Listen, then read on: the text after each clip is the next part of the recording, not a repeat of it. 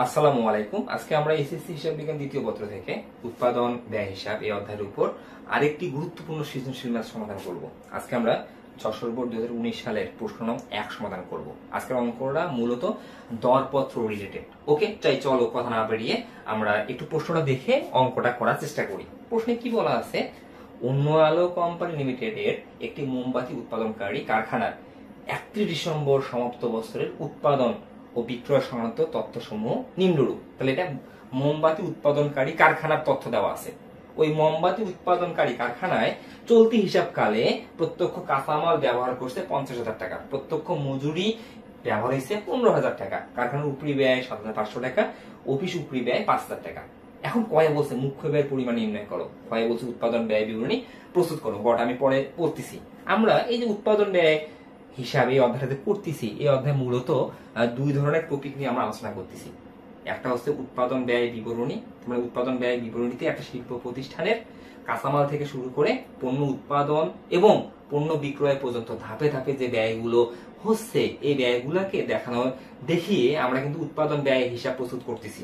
এবং একটা কারখানা বা একটা অফিসে যে শ্রমিক বা কর্মচারী বা কর্মকর্তারা কর্মরত আছে, তাদেরকে আমরা যে বেতন দিচ্ছি বা মজুরি প্রদান করতেছি, এই বেতন এবং মজুরি আমরা কিভাবে প্রদান করতেছি এটা আমরা মজুরি বিবরণী বা বেতন বিবরণীতে আমরা দেখি আমরা কিন্তু ম্যাথগুলো সম্পন্ন করতেছি। আমরা দুই ধরনের টপিক, উৎপাদন ব্যয় বিবরণী রিলেটেড এবং বেতন মজুরি রিলেটেড। এখানে আমরা কিন্তু উৎপাদন ব্যয় বিবরণী রিলেটেড ম্যাথটা করব। এখানে আমরা যখন উৎপাদন ব্যয় বিবরণী করি, উৎপাদন ব্যয় বিবরণীতে আমরা মূলত ব্যয়গুলাকে 7টা ভাগে বিভক্ত করে লিখি। প্রথমে ব্যবহৃত কাঁচামালের ব্যয়, তারপরে মুখ্য ব্যয়, তারপরে উৎপাদন ব্যয়, তারপরে মোট উৎপাদিত পণ্যের ব্যয়, তারপরে বিক্রিত পণ্যের ব্যয়, তারপরে মোট ব্যয়। এই 6টা পর্যন্ত ব্যয়। মোট ব্যয়ের সাথে মুনাফা যোগ করে আমরা যে পণ্যগুলো উৎপাদন করছি তার বিক্রয় মূল্য পাই। এগুলো আমাকে আগে মাথায় আনতে হবে। এগুলো একদম সিম্পল বিষয়, কিন্তু এগুলো জটিল কোনো কিছু না। তুমি একজন শিক্ষার্থী হিসাবে যদি না জানো যে উৎপাদন ব্যয় বিবরণীতে আমি কি কি বসাবো এবং উৎপাদন ব্যয় বিবরণী কোন ধরনের প্রতিষ্ঠানের জন্য, এগুলো আগে আমাকে জানতে হবে। তারপরে আমাকে অঙ্কগুলো করতে হবে, তাহলেই আমার কাছে অঙ্কগুলো অনেক ইজি।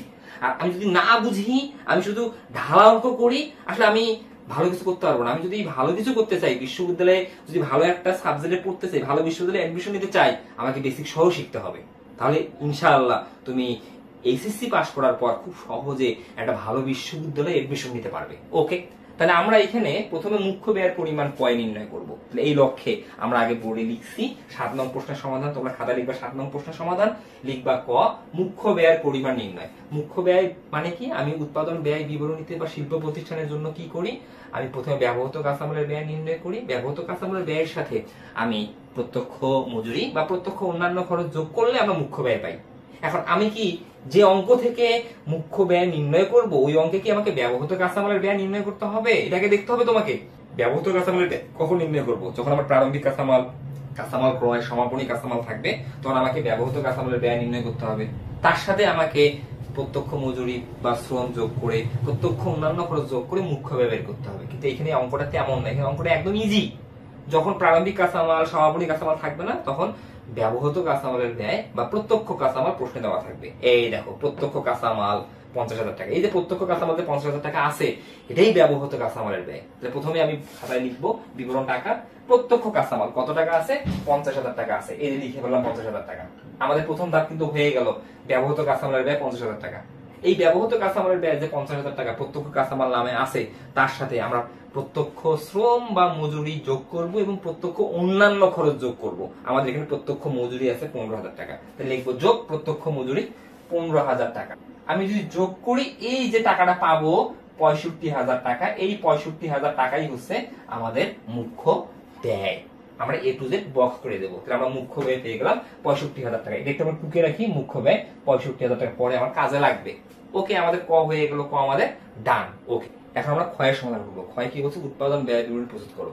তাহলে আমি তোমাকে বললাম যে উৎপাদন ব্যয় বিবরণীতে আমরা মূলত 7টা ধাপ নির্ণয় করব। প্রথমে ব্যবহৃত কাঁচামালের ব্যয়, তারপরে মুখ্য ব্যয়, তারপরে উৎপাদন ব্যয়, মোট উৎপাদিত পণ্যের ব্যয়, বিক্রিত পণ্যের ব্যয়, মোট ব্যয়, সর্বশেষে বিক্রয় মূল্য। এখন আমরা কয়ে কিন্তু মুখ্য ব্যয় পর্যন্ত নির্ণয় করছি, কারণ উৎপাদন ব্যয় বিবরণী মানে আমাকে 7টা ধাপ পর্যন্ত নির্ণয় করতে হবে। যেহেতু আমি মুখ্য ব্যয় পর্যন্ত কয় বের করছি, ক থেকে তো খ করতেছি, তাই আমরা লিখবো খ প্রতিষ্ঠানের নাম, উৎপাদন ব্যয় বিবরণী, তারপরে তুমি দেখবা যে অমুক সালের ডিসেম্বর 31 তারিখের সমাপ্ত বছরের জন্য, এগুলো খাতায় লিখে নিবা। বিবরণ টাকা। প্রথমেই আমি লিখবো মুখ্য ব্যয় খ হতে প্রাপ্ত, ক হতে প্রাপ্ত। কয়ে কিন্তু আমরা মুখ্য ব্যয় 65,000 টাকা বের করছি, কয়ের অ্যান্সারটা আমরা আগে নিয়ে আসবো। তাহলে ক মুখ্য ব্যয় বের করছি, এখানে কিন্তু অলরেডি দুইটা ধাপ আমি করে ফেলছি। এখানে ব্যবহৃত কাঁচামালের ব্যয় আছে, এখানে প্রত্যক্ষ মজুরি বা প্রত্যক্ষ এগুলো আছে করে, এটা দ্বিতীয় ধাপের রেজাল্ট আসলে মুখ্য ব্যয়। এখন মুখ্য ব্যয়ের সাথে আমরা কারখানার উপরি ব্যয় যোগ করব। কারখানার উপরি ব্যয় যদি প্রশ্নে দেওয়া থাকে ওটাই লিখবো, আর কারখানার উপরি ব্যয় যদি প্রশ্নে দেওয়া না থাকে, কারখানার উপরি ব্যয় 3 প্রকার, এটা খুবই গুরুত্বপূর্ণ। পরোক্ষ কাঁচামাল, পরোক্ষ মজুরি, কারখানায় সংঘটিত যে কোনো ব্যয়। কিন্তু এখানে এমনটা না, এখানে কারখানার উপরি ব্যয় সহজে দেওয়া আছে 7,500 টাকা। তাই আমি লিখবো মুখ্য ব্যয়ের সাথে যোগ কারখানার উপরি ব্যয়, কত লিখবো 7,500 টাকা। এই 7,500 টাকা আমি এখন যোগ করব, যোগ করলে পাবো 72,500 টাকা। এই 72,500 টাকা হচ্ছে আমাদের উৎপাদন ব্যয়। তার মানে এটা 3 নম্বর শিরোনাম, আর এটা ছিল আমাদের 2 নম্বর শিরোনাম। প্রথমে ব্যবহৃত কাঁচামালের ব্যয়, তারপরে মুখ্য ব্যয়, তারপরে উৎপাদন ব্যয়। উৎপাদন ব্যয়ের সাথে আমরা যদি প্রারম্ভিক চলতি কার্য যোগ করি, সমাপনী চলতি কার্য বিয়োগ করি, তাহলে আমরা মোট উৎপাদিত পণ্যের ব্যয় পাই। এখানে আমাদের চলতি কার্য নাই। 4 নম্বর ধাপে আমরা যে মোট উৎপাদিত পণ্যের ব্যয় পাই, তার সাথে আমরা যদি প্রারম্ভিক তৈরিকৃত পণ্য বা উৎপাদিত পণ্য যোগ করি, সমাপনী তৈরিকৃত পণ্য বা উৎপাদিত পণ্য বিয়োগ করি, তাহলে আমরা বিক্রিত পণ্যের ব্যয় পাই। এখানেও ওই দফাগুলো নাই। তার মানে আমি যে উৎপাদন ব্যয় 72,500 টাকা পেলাম, এটাই মোট উৎপাদিত পণ্যের ব্যয়, এটাই বিক্রিত পণ্যের ব্যয়। তার মানে এটাই 4 নম্বর ধাপ, এটাই 5 নম্বর ধাপ। আমাকে তো সামনের দিকে যেতে হবে। এখন আমি কি করব, এইটাকেই আমি 4 নম্বর ভাবতেছি, এটাকে আমরা 5 নম্বর ভাবতেছি। এখন আমরা কি জানি যে বিক্রিত পণ্যের ব্যয়ের সাথে আমরা বিক্রয় বন্টন, অফিস ও প্রশাসনিক, তার মানে আমাদেরকে বাণিজ্যিক ব্যয় বলি আমরা, যেটাকে আমরা পরিচালন ব্যয় বলি, এখানে বলি বাণিজ্যিক ব্যয়। বাণিজ্যিক ব্যয় দুইটা, বিক্রয় বন্টন, অফিস ও প্রশাসনিক। এখন আমরা দেখতেছি এখানে শুধু অফিস উপরি ব্যয় আছে, তাহলে আমরা কি করব, উৎপাদন ব্যয়ের সাথে অফিস উপরি ব্যয় যোগ করব। অফিস উপরি ব্যয় কত টাকা আছে, 5,000 টাকা আছে। এই 5,000 টাকা আমি লিখলাম, আমি যোগ করে নিচে নামাবো। যোগফল দেখতেছি আমাদের 77,500। এই 77,500 এটা কিন্তু আমাদের মোট ব্যয়। তার সাথে লিখবো যোগ মুনাফা। যোগ মুনাফা লিখলে, এই মুনাফা যদি লিখি যোগ মুনাফা লিখে যে টাকাটা পাবো, এটা যোগ করলে যে টাকাটা পাবো, এটি হচ্ছে আমাদের বিক্রয় মূল্য। তাহলে আমাদের উৎপাদন ব্যয় বিবরণী সম্পূর্ণ হবে। কিন্তু আমরা যে অঙ্কটা করতেছি, এখানে কিন্তু আমাদের মুনাফা নির্ণয়ের কোনো তথ্য নেই, কারণ গ একদম আলাদা, খ পর্যন্ত মুনাফা নির্ণয়ের কোনো তথ্য নেই। তার মানে আমি আর সামনের দিকে আগাবো না। আমাদের যে মোট ব্যয় পেলাম 77,500, ক্লোজ করে দিয়ে A to Z বক্স করে দেব। এটাই হচ্ছে আমাদের উৎপাদন ব্যয় বিবরণী, কারণ এখানে আমি বিক্রয় মূল্য নির্ণয় করতে পারবো না। আমাদের খ হয়ে গেল, খ আমাদের ডান। ওকে, এখন আমরা গয়ের সমাধান করবো। গয়ে কি বলছে, গয়ে বলছে অন্য আলো কোম্পানি উপরিউক্ত তথ্যের আলোকে একটি দরপত্রের মূল্য নির্ধারণ করতে চায়। আগে তোমাকে জানতে হবে দরপত্র কি। দরপত্র বলতে এই অন্য আলো কোম্পানি একটা কাজ পেয়েছে, এই কাজের জন্য সে অগ্রিম উৎপাদন ব্যয় বিবরণী প্রস্তুত করবে। তার মানে সে আগে তার যে কাজটা পাইছে তার উপর বেস করে সে বিক্রয় মূল্য নির্ণয় করবে। তার মানে কেউ অন্য আলো কোম্পানিকে একটা কাজের অর্ডার দিছে যে আমাকে এত পিস মোমবাতি বানিয়ে দিতে হবে। সেখানে হিসাব করে দেখা গেছে সেখানে কাঁচামাল লাগবে 20,000 টাকার, মজুরি লাগবে 10,000 টাকার। এখন তুমি আগে চিন্তা করবা, তোমাদের 20,000 টাকার কাঁচামাল লাগবে, তোমাদের 10,000 টাকার মজুরি লাগবে, তুমি অগ্রিম এখানে আসলে উৎপাদন ব্যয় বিবরণী করতেছো। তাহলে এই দরপত্রের বিক্রয় মূল্য কত টাকা ধরা যেতে পারে। তাহলে তুমি যে কাজের অর্ডারটা পেলা, তখন তো তোমাকে বলবে, যে কাজটা তোমাকে দিল, যে ভাই আমি এত পিস মোমবাতি তৈরি করে নিব, আপনি কত টাকা করে রাখবেন। তুমি কি আসলে না বুঝে বা না ক্যালকুলেশন করে তুমি অ্যান্সার দিতে পারবে যে বিক্রয় মূল্য কত হওয়া লাগবে? এই জন্য তোমাকে কি করতে হবে, অগ্রিম উৎপাদন ব্যয় বিবরণী প্রস্তুত করতে হবে। এটাকে আমরা বলতেছি দরপত্র, আমি যদি সহজ ভাষায় তোমাকে বুঝাতে চাই। ওকে, তাহলে অন্য আলো কোম্পানি উপরিত তথ্যের আলোকে একটি দরপত্রের মূল্য নির্ধারণ করতে চায়। এই দরপত্রের মূল্য বলতে যে তারা একটা কাজ পাইছে, এই কাজের বিক্রয় মূল্য কত হওয়া উচিত, এটি দরপত্রের মূল্য। যেখানে ওই কাজের জন্য কাঁচামাল লাগবে 20,000 টাকা আর মজুরি লাগবে 10,000 টাকা। আগে তুমি সিস্টেমটা বোঝো। তাহলে তোমার কাঁচামাল মানে প্রত্যক্ষ কাঁচামাল, তুমি যেহেতু দরপত্র কি করবা, দরপত্র মানেই আবার এটা উৎপাদন ব্যয় বিবরণী। তার মানে তুমি আগে ব্যবহৃত কাঁচামালের ব্যয়, মুখ্য ব্যয়, উৎপাদন ব্যয়, তুমি 4 নম্বর আর 5 নম্বর ধাপ দরপত্রে কখনোই বের করবো না। তারপরে তুমি যখন উৎপাদন ব্যয় বিবরণী প্রস্তুত করো, তোমাকে বারবার বলতেছি 5টা ধাপ। এই 5টা ধাপের মধ্যে প্রথমেই 1 ব্যবহৃত কাঁচামালের ব্যয়, 2 মুখ্য ব্যয়, 3 উৎপাদন ব্যয়, 4 উৎপাদিত পণ্যের ব্যয়, 5 বিক্রিত পণ্যের ব্যয়, 6 মোট ব্যয়, 7 বিক্রয় মূল্য। দরপত্রে কখনোই 4 নম্বর ধাপ আর 5 নম্বর ধাপ হবে না। তার মানে মোট উৎপাদিত পণ্যের ব্যয় দরপত্রে কখনো বের হবে না, বিক্রিত পণ্যের ব্যয় দরপত্রে কখনো বের হবে না। তাই দরপত্রে কি কি বের হবে? 5টা দফা। প্রথমে ব্যবহৃত কাঁচামালের ব্যয়, তারপরে মুখ্য ব্যয়, তারপরে উৎপাদন ব্যয়, তারপরে মোট ব্যয়, তারপরে বিক্রয় মূল্য বা দরপত্রের মূল্য। তাহলে আমি যদি এই প্রশ্ন থেকে দেখি, যেখানে কাঁচামাল, তারপর আমি যে কাজটা পাইছি, আমি তো দরপত্রের মূল্য নির্ণয় করব, সেখানে প্রত্যক্ষ কাঁচামাল 20,000 টাকা। তাহলে আমার এই প্রত্যক্ষ কাঁচামাল মানেই তো ব্যবহৃত কাঁচামালের ব্যয়। তাহলে আমি আগে একটু তোমাকে সহজে বিষয়টাকে বোঝানোর চেষ্টা করি। এই দেখো, আমি উপরে যে লেখাগুলো এখন দেখো না, এই যে দরপত্র, প্রথমেই ব্যবহৃত কাঁচামালের ব্যয় মানে কাঁচামাল, কত টাকার কাঁচামাল লাগবে, তুমি যে দরপত্রের মূল্য নির্ণয় করতে চাচ্ছ, তোমার 20,000 টাকার কাঁচামাল লাগবে, লিখলাম 20,000 টাকার কাঁচামাল। এই কাঁচামালের সাথে আমি মজুরি, এই মজুরি মানে কিন্তু প্রত্যক্ষ মজুরি 10,000 টাকা, আমি মজুরি যোগ করবো, যোগ লিখছি মজুরি 10,000। আমি যে কাজটা পেয়েছি সেই কাজে মুখ্য ব্যয় কত? মুখ্য ব্যয় 30,000 টাকা। ভালো করে বোঝো, মুখ্য ব্যয় 30,000 টাকা। এখন এই মুখ্য ব্যয়ের সাথে তুমি 3 নম্বর শিরোনামের, অর্থাৎ তোমার 3 নম্বর শিরোনামটা তো উৎপাদন ব্যয়, এই যে উৎপাদন ব্যয় 3 নম্বর লিখে রাখছে আগে, তুমি উৎপাদন ব্যয় নির্ণয় করবা। উৎপাদন ব্যয় নির্ণয়ের জন্য এই মুখ্য ব্যয়ের সাথে তোমাকে কারখানার উপরি ব্যয় যোগ করতে হবে। যখন তুমি দরপত্রের জন্য কারখানার উপরি ব্যয় যোগ করতে যাবা, কোনো অঙ্কেই তুমি কারখানার উপরি ব্যয় পাবা না। তাহলে এই কারখানার উপরি ব্যয় তুমি কিভাবে নির্ণয় করবা? এই জন্য তুমি এই যে ক্ষয়ে যখন উৎপাদন ব্যয় বিবরণী করছো, এই উৎপাদন ব্যয় বিবরণীতে আমি শতকরা কত % হারে আসলে কারখানার উপরি ব্যয় নির্ণয় করছি বা দেখিয়েছি, সেই শতকরা হারটা লাগবে। আমি আবারও বলতেছি, আমি যখন ক্ষয়ে উৎপাদন ব্যয় বিবরণী করছি, উৎপাদন ব্যয় বিবরণীতে আমি দেখো কারখানার উপরি ব্যয় কিন্তু 7,500 টাকা দেখিয়েছি, কারখানার উপরি ব্যয় দেখেছি 7,000, এই লিখি আগে 7,500 টাকা। এই 7,500 টাকা সেটা শতকরা কত %, শতকরা কত %, এইটা আমাকে ফাইন্ড আউট করতে হবে। এই শতকরাটা আমার লাগবে কার? কারখানার উপরি ব্যয়ের। এই 7,500 টাকা আমি দেখিয়েছি, শতকরা কত %, সেই শতকরাটা আমি এখানে অ্যাপ্লাই করবো। তাই এখানে আমার তথ্যে দেওয়া আছে, এই দেখো স্পষ্ট, যেখানে কাঁচামাল 20,000 টাকা, মজুরি 10,000 টাকা, প্রত্যক্ষ মজুরির উপর কারখানার উপরি ব্যয়ের শতকরা হার।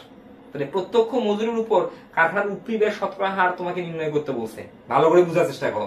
আমি কি বললাম কথাটা, যে আমি যখন উৎপাদন ব্যয় বিবরণী করছি তখন কিন্তু কারখানার উপরি ব্যয় 7,500 টাকা দেখিয়েছি, এই 7,500 টাকাতে দেখিয়েছি, এখন এটাকে শতকরায় কনভার্ট করতে হবে, সেটাই বুঝাইছে এখানে। যে এখানে স্পষ্ট বলা আছে প্রত্যক্ষ মজুরির উপর কারখানার উপরি ব্যয়ের শতকরা হার। আমি যে কারখানার উপরি ব্যয়ের শতকরা হার যে বের করব, সেটা কই থেকে বের করব? প্রত্যক্ষ মজুরি থেকে, প্রত্যক্ষ মজুরি থেকে। আবার আমি মুখ্য ব্যয়ের সাথে কারখানার উপরি ব্যয় যোগ করলে কিন্তু উৎপাদন ব্যয় পাবো। এই উৎপাদনের ব্যয়ের সাথে আমাকে অফিস উপরি ব্যয় যোগ করতে হবে এই অঙ্কের জন্য। অফিস উপরি ব্যয়ের তথ্য কিন্তু আমার নাই, সেটারও আবার শতকরা হার লাগবে। কারণ আমি যদি উৎপাদন ব্যয় বিবরণী দেখি, উৎপাদন ব্যয় বিবরণীতে আমরা আমরা অফিস উপরি ব্যয় 5,000 টাকা দেখাইছি, এই 5,000 টাকাতে দেখাইছি, এই 5,000 টাকা শতকরা কত %, এই পার্সেন্ট আমার লাগবে। এই জন্য আমার একটা তথ্য দিচ্ছে, দেখো স্পষ্ট, তুমি পড়লেই বুঝতে পারবা। এই যে কারখানার উপরি ব্যয়ের উপর অফিস উপরি ব্যয়ের শতকরা হারের আলোকে দরপত্রের কারখানার উপরি ব্যয় ও অফিস উপরি ব্যয় নির্ধারণ করতে হবে। তার মানে তাদের শতকরা হারটা নিয়ে তোমাকে এখানে দরপত্রের মূল্য নির্ণয় করতে বলছে।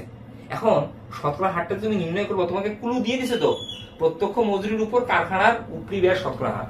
তাহলে তোমাকে কারখানার উপরি ব্যয়ের শতকরা হার কোথা থেকে বের করতে হবে? প্রত্যক্ষ মজুরি থেকে। তুমি ভালো করে একটা জিনিস মাথায় রাখবে, তোমাকে যদি কোনো শতকরা হার নির্ণয় করতে বলে, যার শতকরা হার বের করবা তাকে রাখবা লবে, এই যে এটা লব, এটা হচ্ছে লব। যেখান থেকে বের করবা তাকে রাখবা হরে, এটা হচ্ছে হর। তো তুমি এখানে কার শতকরা হার দেখো, কার্যগণনা, প্রথমে কিন্তু কার্যগণনার খসড়া, যেটাকে আমরা ইংরেজিতে ওয়ার্কিং বলি, কার্যগণনা 1 কারখানার উপরি ব্যয়ের হার। এই যে কারখানার উপরি ব্যয়ের শতকরা হার লাগবে, এই যে বললাম আমি শতকরা হার লাগবে, এটা কোথা থেকে বের করবা? প্রত্যক্ষ মজুরি থেকে। তুমি যার হার বাইর করবা সে থাকবে লবে, যেখান থেকে বাইর করবা সে থাকবে হরে। এই টাকাগুলো কোথায় পাবা? তুমি উৎপাদন ব্যয় বিবরণী অর্থাৎ প্রশ্নে যে টাকাগুলো আছে সেই টাকাগুলো ব্যবহার করবা। তো তোমার প্রত্যক্ষ মজুরি 15,000 টাকা আর কারখানার উপরি ব্যয় 7,500 টাকা। তুমি তথ্যগুলো দেখো, এখানে একটু আমি এবারে চাপিয়ে লিখি। এই যে 7,500 টাকা, কারখানার উপরি ব্যয় 7,500 টাকা লিখলা, কারখানার উপরি ব্যয় 7,500 টাকা। কোথা থেকে বাইর করবা? প্রত্যক্ষ মজুরি। আমি বারবার যে কথাটা বলতেছি, তাহলে নিচে দেখবা প্রত্যক্ষ মজুরি 15,000 টাকা গুণন 100, 100 গুণন কি দিবা? 100 দিবা। এখন তুমি যদি ক্যালকুলেশন করো তাহলে পাবা তুমি 50%। 50%, দেখছো? এই 50% তুমি পেলা কার উপর পেলা? তুমি পেলা প্রত্যক্ষ মজুরির উপর। তার মানে প্রত্যক্ষ মজুরি তোমার কত ছিল? প্রত্যক্ষ মজুরি ছিল 15,000 টাকা। এইবার দেখো তুমি 15,000 টাকার উপর কিভাবে অ্যাপ্লাই করছো। এই যে 15,000 টাকা, এই 15,000 টাকার কত পার্সেন্ট? 50%। তাই তুমি কারখানার উপরি ব্যয় কত পাইছো? 7,500 টাকা। দেখছো, তুমি প্রত্যক্ষ মজুরিতে 15,000 টাকা ছিল, তার উপর 50% অ্যাপ্লাই করে 7,500 টাকা পাচ্ছ। তাহলে দরপত্রে তুমি কি করবা? তোমার কিন্তু এই 50%টা তোমাকে নিতে হবে। শুধু এই 50% কার উপর তুমি কাটবা? দরপত্রে এই 50% তুমি কার থেকে বের করছো? প্রত্যক্ষ মজুরি থেকে। তার মানে এই যে মজুরি থেকে, তোমার মজুরি এখানে কত? 10,000 টাকা। জাস্ট তুমি পার্সেন্টটা নিবা। এইখানে কি করবা? কারখানার উপরি ব্যয়, তুমি তোমার মজুরি 10,000 টাকা, তার উপর কত পার্সেন্ট অ্যাপ্লাই করবা? 50%। তোমাকে যে কথাটা বললাম আমি, যে আমি যে 7,500 টাকা বের করছি সেটা 15,000-এর 50%। এটা কিন্তু ছিল প্রশ্ন থেকে। তার মানে আমার যে তথ্যগুলো দেওয়া ছিল সেখান থেকে, যে আমার প্রত্যক্ষ মজুরি 15,000, তার 50% 7,500। দরপত্রের জন্য আমার মজুরি কত? দরপত্রের জন্য মজুরি 10,000। এই 10,000-এর পার্সেন্ট ঠিক থাকবে, খালি আমার এই টাকা থেকে, মানে যেখানকার টাকা সেখানে পার্সেন্ট অ্যাপ্লাই করতে হবে। তাহলে মজুরির উপরে আমি 50% কাটবো, কিন্তু 10,000 টাকার উপর, আর 15,000 টাকার উপর না। এই 15,000 টাকা ছিল ক্ষয়ের জন্য ঠিক, তাহলে উৎপাদন ব্যয় বিবরণের জন্য ঠিক ছিল। 15,000-এর 50% 7,500 টাকা। কিন্তু যেহেতু আমি দরপত্র করতেছি, দরপত্রের মজুরি তো আলাদা, 10,000 টাকা নির্ধারণ করা হয়েছে। এই 10,000-এর কত পার্সেন্ট তোমার কারখানার উপরে ব্যয়? 50%। তাহলে কারখানার উপরে ব্যয় 10,000-এর 50% 5,000 টাকা। একদম সিম্পল বিষয়, এগুলো বুঝলে। তাহলে আমি এখন যদি যোগ করি, আমি উৎপাদন ব্যয় আগে লিখে রাখছি, তাহলে মুখ্য ব্যয়ের সাথে কারখানার উপরি ব্যয় যোগ করলে আমরা উৎপাদন পাবো 35,000 টাকা। বাস পেয়ে গেলাম উৎপাদন ব্যয়। 4 নম্বর ধাপ, উৎপাদন ব্যয়ের সাথে আমরা বাণিজ্যিক ব্যয় যোগ করবো, কারণ 4 নম্বর ধাপ। উৎপাদন ব্যয় মানে কি? এটা 3 নম্বর ধাপ। আমি কি বলছি, দরপত্রে কখনো 4 নম্বর ধাপ অর্থাৎ মোট উৎপাদিত পণ্যের ব্যয় বের করবো না, বিক্রিত পণ্যের ব্যয় 5 নম্বর ধাপ বের করবো না। তাহলে উৎপাদন ব্যয়ের সাথে সরাসরি আমি বাণিজ্যিক ব্যয় যোগ করবো। অফিস ও প্রশাসনিক উপরি ব্যয়, বিক্রয় ও বন্টন উপরি ব্যয়। এই অঙ্কে শুধু অফিস উপরি ব্যয় আছে। তাহলে অফিস উপরি ব্যয় আমি কিন্তু এখানে কোনো টাকা দেখতেছি না দরপত্রের জন্য, কারণ দরপত্রের জন্য এখানে পার্সেন্ট কেটে বের করতে বলছে। এখানে অফিস উপরি ব্যয় কোথা থেকে পার্সেন্ট কাটতে বলছে দেখো ভালো করে। এই দেখো, এখানে স্পষ্ট বলা আছে কারখানার উপরি ব্যয়ের উপর অফিস উপরি ব্যয়ের শতকরা হারের। দেখছো? তাহলে আমি 2 লিখবো, অফিস উপরি ব্যয়ের হার। তাহলে অফিস উপরি ব্যয়ের হার কার হার? অফিস উপরি ব্যয়ের হার। সে থাকবে হচ্ছে লবে। কোথা থেকে বের করবা? কারখানার উপরি ব্যয় থেকে, যেখান থেকে বের করবে সে থাকবে হরে। তাহলে তুমি তোমার প্রশ্ন থেকে নাও, অফিস উপরি ব্যয় কত ছিল? 5,000 টাকা ছিল। কারখানার উপরি ব্যয় কত ছিল? 7,500 টাকা ছিল, গুণন 100। এখন তুমি এটা সায়েন্টিফিক ক্যালকুলেটরে নির্ণয় করো বা সাধারণ ক্যালকুলেটরে নির্ণয় করো। 5,000 ভাগ 7,500 গুণন 100। তাহলে তোমার এখানে 66.67%। তাহলে তুমি 66.67%, এটা তুমি পার্সেন্ট কেটে এই 7,500 টাকার উপর 66.67% কেটে তুমি 5,000 টাকা পাইছিলে। এটা কিন্তু ক্ষয়ে, তার মানে উৎপাদন ব্যয় বিবরণীতে প্রশ্ন থেকে। কিন্তু যেহেতু তুমি এখানে দরপত্র করতেছো, তোমার এখানে কারখানার উপরি ব্যয় তুমি যখন প্রশ্ন থেকে নিচ্ছ তখন ছিল 7,500। দরপত্রের জন্য কারখানার উপরি ব্যয় কত? দরপত্রের জন্য কারখানার উপরি ব্যয় 5,000। তাহলে এই 5,000 টাকার উপর এই পার্সেন্টটা তুমি কাটবা, জাস্ট পার্সেন্টটাকে তোমাকে বাইর করে নিতে হবে আর অ্যাপ্লাই করবা দরপত্রের টাকার উপর। তাহলে তুমি লিখবা যোগ অফিস উপরি ব্যয়। তাহলে আমার কারখানার উপরি ব্যয় এই অঙ্কে কত? 5,000। 5,000-এর উপর কত পার্সেন্ট কাটতে হবে? 66.67%। ভালো করে এগুলো বুঝতে হবে, কিন্তু এগুলো বেসিক না জানলে কিন্তু আসলে আমি অঙ্কগুলো করতে পারবো না। তাহলে 5,000 গুণন 66.67%, তাহলে আমি পাবো 3,333.5। আমি এটা 34 করে দিলাম, আসলে এখানে আমি দশমিকে রাখতে চাচ্ছি না, আমি পার্সেন্ট কেটে পাবো 3,334। ওকে, আমি 1 বাড়িয়ে দিলাম। এখন আমি যদি যোগ করি এই টাকার সাথে এই টাকা, 35,000 টাকার সাথে, তাহলে পাবো 38,334। এটা হচ্ছে আমাদের মোট ব্যয়। তাহলে আমি যে দরপত্র পাইছি, অর্থাৎ যে কাজটা আমি পাইছি, যতটি মোমবাতি আমাকে উৎপাদন করতে বলুক না কেন, আমার এখানে ফিগারটা জানা নেই, কিন্তু আমাকে বলে দিছে যে এখানে মোমবাতি উৎপাদনের লক্ষ্যে এই প্রতিষ্ঠান একটা কাজ পাইছে, যেখানে বিশাল কাঁচামাল লাগবে, 10,000 টাকার মজুরি লাগবে। যতটি মোমবাতি হোক না কেন, মোমবাতি উৎপাদন করতে মোট ব্যয় হবে 38,334 টাকা। ওকে, এটা মোট ব্যয় 38,334 টাকা। এখন প্রশ্নে স্পষ্ট বলা আছে যে এই কোম্পানি বিক্রয় মূল্যের উপর দেখো, বিক্রয় মূল্যের উপর 20% হারে মুনাফা ধরে দরপত্রের মূল্য নির্ণয় করো। তো এই কোম্পানি কি করতে যাচ্ছে, যে দরপত্র যত হোক না কেন, তার বিক্রয় মূল্য যত হোক না কেন, তার উপর 20% ধরে সে মুনাফা করে আসলে দরপত্রের মূল্য নির্ণয় করতেছে। কার উপর মুনাফাটা ধরবে? বিক্রয় মূল্যের উপর 20% হারে। কিন্তু তোমার প্রশ্ন তো এখানে ব্যয় আছে, এটা কি বিক্রয় মূল্য? তাহলে যদি বিক্রয় মূল্য না থেকে ব্যয় থাকে, তাহলে মুনাফা নির্ণয়ের সূত্রটা কি? মোট ব্যয় গুণন হার 100 মাইনাস হার। এটা কিন্তু খুব গুরুত্বপূর্ণ। 100 মাইনাস হার এটা খুবই গুরুত্বপূর্ণ কিন্তু বিষয়, যে তোমাকে যখন বলবে যে প্রতিষ্ঠান বিক্রয় মূল্যের উপর এত % লাভ ধরে পণ্য বিক্রয় করে, কিন্তু বিক্রয় মূল্য প্রশ্ন দেওয়া নাই, তখন তুমি মোট ব্যয় থেকে কিভাবে মুনাফা নির্ণয় করবা? মোট ব্যয় গুণন হার 100 মাইনাস হার। তাহলে এখানে ওটাই দিবা, মুনাফা যোগ মুনাফা। মোট ব্যয় কত? 38,334 গুণন হার কত? 10। 100 মাইনাস হার মানে 90, বাস ব্র্যাকেট ক্লোজ। এখন তুমি টাকাটা নির্ণয় করবা যে 38,334 গুণন 10 ভাগ, সরি গুণন তো 10 না, এখানে 20%, গুণন 20, মিস্টেক হয়ে গেছে 20, নিচে হচ্ছে 80, আসলে এখানে তো 10% না 20%, তাহলে এখানে 20, এখানে হচ্ছে 20। তাহলে এখন তুমি কি করবা? 38,334 গুণন 20 ভাগ 80, তাহলে তোমার টাকা আসবে তোমার 9,500। এখানে 83.5 আছে, ওইখানে আমি 5 বেশি নিয়েছিলাম, 5 কম নিব, তাহলে 83,9,583 টাকা। এটা হচ্ছে আমাদের মুনাফা। তার মানে আমি যে কাজটা পাইছি ওই কাজে আমি 9,583 টাকা মুনাফা ধরে আসলে দরপত্রের মূল্য নির্ধারণ করব। তাহলে এখন আমার হবে 38,334 যোগ 9,583, তাহলে আমার দরপত্রের মূল্য হবে 46,917 টাকা। তাহলে আমি যে কাজটা পাইছি, যার কাছ থেকে পাইছি তাকে বলবো যে এই কাজটা আমি করে দিব, আমি ওই পণ্যগুলো উৎপাদন করার পর আমি 46,917 টাকায় বিক্রি করব। এটাই হচ্ছে আমাদের হচ্ছে কি বলছে, দরপত্রের মূল্য নির্ণয় করো। অতএব দরপত্রের মূল্য বা বিক্রয় মূল্য লিখে তুমি A to Z বক্স করে দিবা। তোমাদের দরপত্র রিলেটেড যদি তারপরেও কোনো সমস্যা থেকে থাকে, অবশ্যই তোমরা কমেন্টে জানাবা, ইনশাআল্লাহ আমি উত্তর দেওয়ার চেষ্টা করব। ততদিন পর্যন্ত তোমরা ভালো থাকবে, সুস্থ থাকবে। আল্লাহ হাফেজ, আসসালামু আলাইকুম সবাই।